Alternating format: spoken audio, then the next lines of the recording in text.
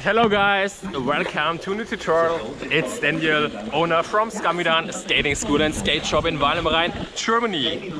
Many of you guys ask me how to transfer inline skating to ice skating. And yes, it's possible, and today I will show you how to.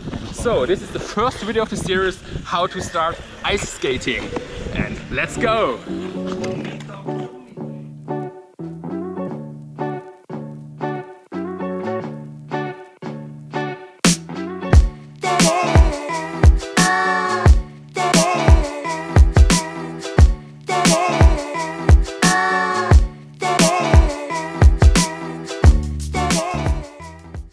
As always, we first take a detailed look at the correct body posture. Because with the right posture, ice skating becomes very easy. In addition, we are already warming up while practicing posture and are getting used to the ice. We can practice the posture either directly on the ice or already before with normal street shoes. So we stand and make sure that our feet are close to each other and as parallel as possible.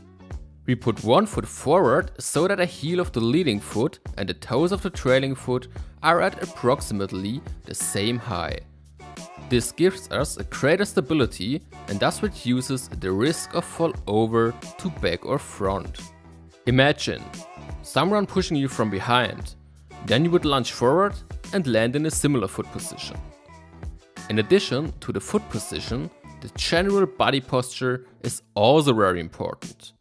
Here we focus on the knees and shoulders. But let's start with the knees.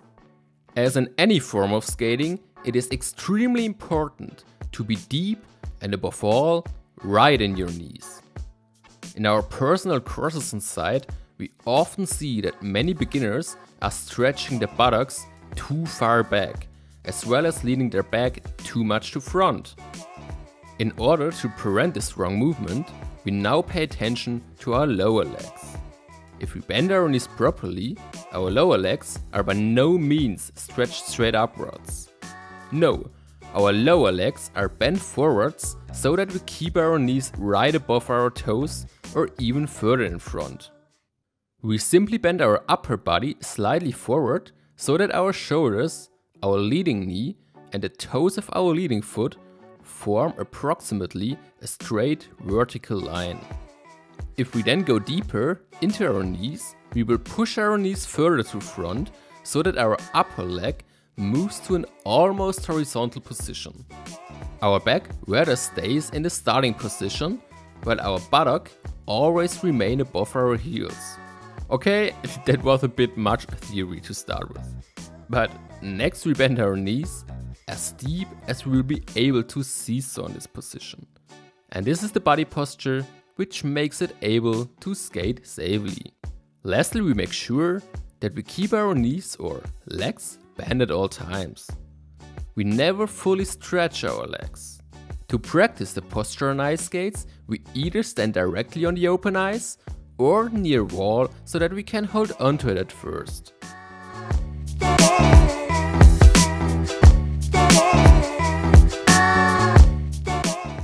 For the first steps on ice, it is not wrong to be able to hold on somewhere at first. I don't mean that we have to hold on, but it could give us a safe feeling, so we are less afraid and learn faster. When getting started, it is important to become familiar with the ice in order to gradually gain comfortable. That is why we first do not necessarily try to make real steps, but only move our feet back and forth.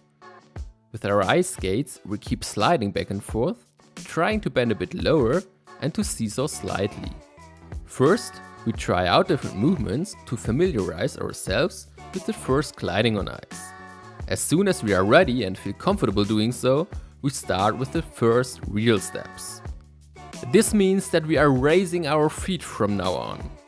We put one foot at an angle on the ice to push off from back to front and gain speed with it. While we push ourselves off, we try to keep the other foot on the ice as straight as possible towards the direction of movement. The more directly the skate points to the direction of movement, the faster we go and the less power we need. At first it's not wrong if we hold onto a wall or something similar. However, holding onto the side changes body posture, which means that we cannot learn to skate properly. Therefore we try to go on the open ice, to try ice skating there without holding on to the side. If we feel insecure on the open ice and need a little bit more stability at the beginning, we can always ask a better ice skater if he can help and support us in our first steps. Alternatively, we can use small boxes, sleds or something like that you can borrow at many ice rinks. These are small objects where we can hold onto while we glide over the ice. In this video we use a small hockey goal. While we hold on initially, we can even better pay attention to our feet and knees.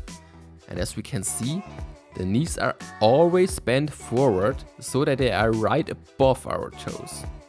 In other of my videos, we will take a closer look at how we take turns on ice skates, how we can use them to brake safely and many other things. But why not?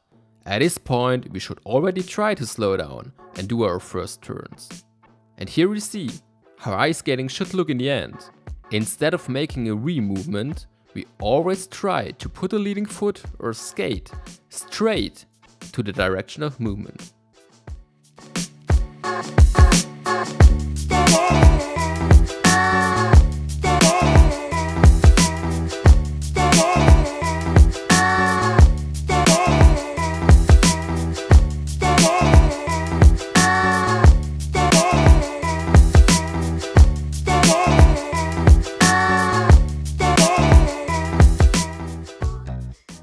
Now we have mastered the first steps and it is time to go on ice without any help.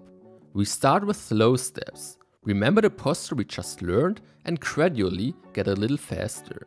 At the beginning we tend to skate less deep in the knees at higher speeds and get into a slightly leaned back position. The faster we go, the more we will lean back.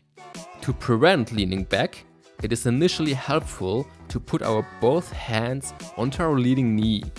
We not only put our hands down, we also put some weight onto it. In this way we automatically lean our upper body forward and thus prevent lean back. Now we try to skate faster, without leaning onto our knees with our hands. And we practice that until it works and we become comfortable. Usually we always look ahead wherever we want to skate. But now and then we look down and make sure that our knees cover our toes. Is that the case? Perfect! Now we can already skate. Step by step we become more and more secure until we start to feel really free.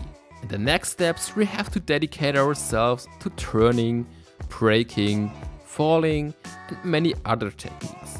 And if you like, we will learn it together.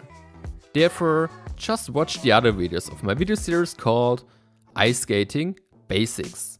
In the meantime, do you need some equipment, e.g. own ice skates, protectors, LEDs or other accessories, then feel free to drop by our shop, showroom or wrap shop. Until then, take care, here's Daniel.